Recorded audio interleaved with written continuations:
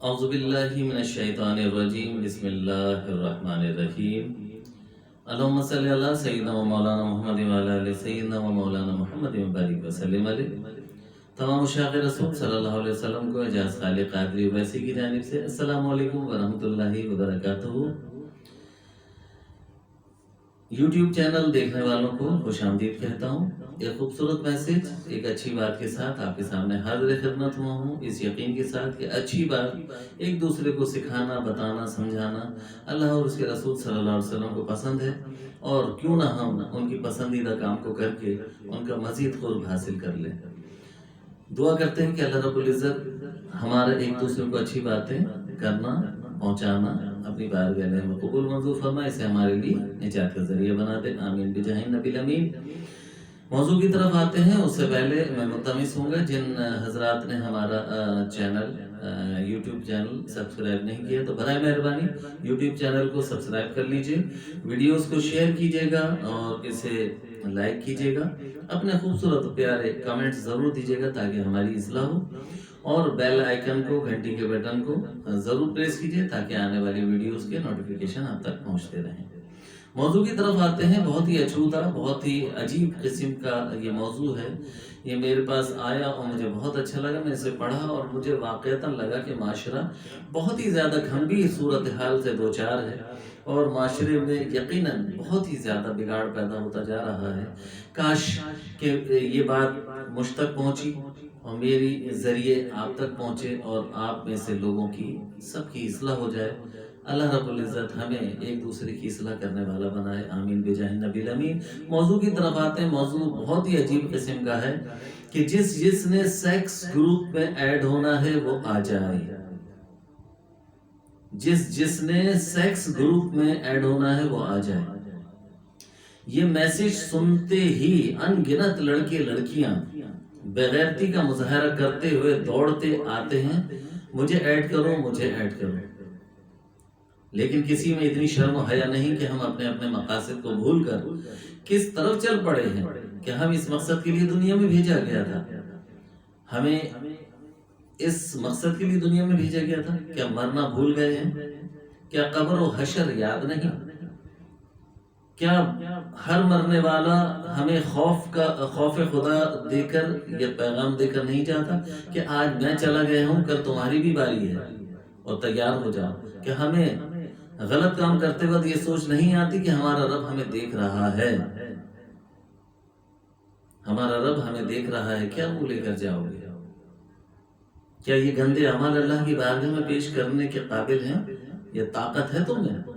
یہ سب کرنے کے بعد بھی بخشش کی توقع رکھو گے؟ کیا ہمارے اندر سے خوف خدا نکل گیا؟ کیوں مرنا بھول بیٹھے ہیں؟ وہ کون سی چیز ہے جو ہمیں موت سے بچا لے گی؟ ارے بابا، یہ غلط کام وہ کرے جس کے پاس ہمیشہ زندہ رہنے کی سند ہو، اگر نہیں تو خدا را باز آ جاؤ۔ کل ایک عمل کا حساب دینا ہے، اس سے قبل کہ ہم موت کے شکنجے میں آ جائیں خدا را توبہ کر لیجئے۔ اللہ تعالیٰ کو توبہ کرنے والے بہت پسند ہیں۔ نہ لڑکوں کو شرم آتی ہے سینڈ کرتے وقت، نہ ہی لڑکیوں کو۔ حیران ہوتا ہوں کہ کہیں کیوں اس طرح کے کاموں میں اپنا وقت برباد کر رہے ہیں۔ اگر اسی حالت میں موت آ گئی تو یاد رکھیں، لڑکے بھی اور لڑکیاں بھی، جس طرح کے تم لوگ ہو اسی طرح کے تم لوگوں کو بیویاں اور خاوند ملیں گے، کیونکہ میرے رب کا فرمان یہ ہے، ہو کر رہے گا۔ جو زنا جیسے غلیظ کاموں میں غرق ہیں، وہ یہ اپنے نبی صلی اللہ علیہ وسلم کا فرمان یاد رکھیں کہ زنا ایک قرض ہے جو تمہارے گھر والے کو ادا کریں گے، یعنی زنا ایک قرض ہے جو تمہارے گھر والے ادا کریں گے۔ اگر کوئی زنا کرتا ہے تو یہ قرض ہے، یا تو اس کی ماں اتارے گی، یا بہن، یا بیوی، یا بیٹی۔ بہت سخت بات۔ اپنے گریبانوں میں جھانکو، کوئی بندہ بھی یہ برداشت نہیں کرے گا کہ اس کی ماں، بہن اور بیٹی اور بیوی کے ساتھ باہر منہ مارے، لیکن وہ مارنے پر مجبور ہیں کیونکہ بھائی بیٹے، باپ کا قرض انہیں اتارنا ہے۔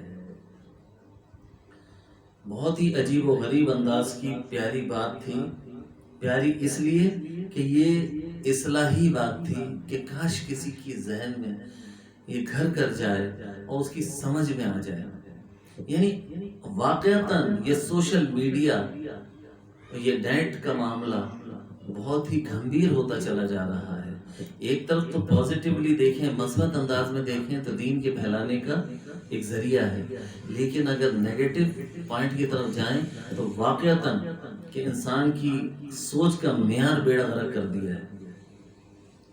کیونکہ صحیح اور غلط تو ہم خود کر سکتے ہیں نا. ہمارے رب نے جو ہمارے اندر یہ جو چپ لگائی ہے نا دل میں، یہ جو بیٹری رکھی ہے، اس کے اندر چارجنگ ہوتی ہے. کب ہوتی ہے؟ اللہ اور اس کے رسول کے ذکر سے ہوتی ہے، بہتری کی طرف آنے سے ہوتی ہے. اور پھر اللہ رب العزت نے ہمارے دونوں کاندھوں پر جو فرشتے بیٹھا دیے، جو لکھتے رہتے ہیں، ایک ایک چیز کو لکھتے ہیں.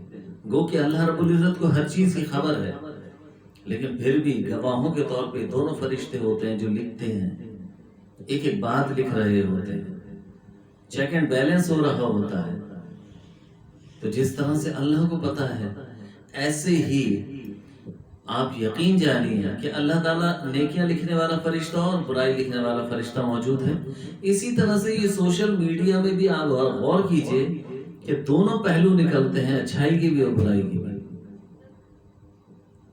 میں خود بھی کبھی کبھی کہتا ہوں کہ بہت سارے ایسے لوگ جو بے حیائی کی باتیں، بے حیائی کی معاملات کر رہے ہوتے ہیں. پتہ چلتا ہے کہ لاکھوں سبسکرائبر ہو گئے ان کے، کمنٹس بھی بہت اچھے آ رہے ہیں ان کے. اچھے سے مراد مطلب ہر اعتبار سے آ رہے ہیں. بات سمجھ رہے ہوں گے آپ؟ شیئر بھی ہو رہی ہے، لائک بھی ہو رہے ہیں، کچھ ڈس لائک بھی کرتے ہیں. یقیناً ہر طرح کے لوگ ہوتے ہیں، سارے کے سارے خراب نہیں ہیں، لیکن پتہ چلتا ہے کہ ان کے پاس ریٹنگ بڑھ رہی ہے. ارے بھائی کیا ہو گیا؟ ایسی کون سی بات ہے؟ لیکن دیوانگی، بے حیائی، بے غیرتی کے اعلیٰ مقام پہ پہنچے ہوئے ہیں. خوف خدا نہیں ہے. قرآن پاک میں بار بار اللہ رب العزت فرما رہے ہیں اپنے رب سے ڈرو، اپنے رب سے خوف کھاؤ، توبہ کرو، استغفار کرو، تمہارا رب تمہیں بخش دے گا، تمہیں معاف کر دے گا. بہتری کی طرف آ جاؤ، اپنے سوچ کے معیار کو اچھا کر لو، دین کی طرف آ جاؤ، اللہ کے رسول کے فرمان کی طرف آ جاؤ، اللہ کی اطاعت کرو، رسول کی اطاعت کرو. یہی تمہیں کامیابی کی طرف لے کے جائے گی. ایک وقت میں تم سے پوچھ لوں گا، موت کسی وقت بھی آ جاتی ہے. آج دیکھیے کرونا وائرس کی وجہ سے کیسے لوگ دھڑا دھڑ مر رہے ہیں. پوری دنیا کا حال عجیب و غریب ہوا چلا جا رہا ہے. بلکہ پچھلے دنوں میرے بہت ہی اچھے ایک ساتھی، دوست، جونیئر، صحت مند، بہت پیارا بچہ، ناتھواں بھی تھا، بلال قادری کی بات کر رہا ہوں. اپنی ڈیوٹی سے نکلا، نیشنل ریفائنری میں وہ بھی جاب کرتا تھا. ڈیوٹی سے نکلا، بائک پہ تھا، لیاقت آباد کے قریب میں پہنچا تو پتہ چلا کہ جو پتنگ اڑانے کی جو ڈور ہوتی ہے اس کے گلے پہ پھر گئی، خون بہہ گیا، بچہ انتقال کر گیا. بلکہ میں تو کہوں گا کہ شہید ہو گیا. لوگوں کو کیا خبر کہ کس وقت کس انداز میں کس کی موت آ جائے گی، لیکن آنی تو ہے، یہ پتا ہے. وہ تو چلو نیک شخص تھا، باادب شخص تھا، کافی لوگوں نے اس کے متعلق کہا، کمنٹس آئے. ناتھواں تھا، اللہ کے محبوب کی تعریف کرتا تھا، ثناخوانی کرتا تھا.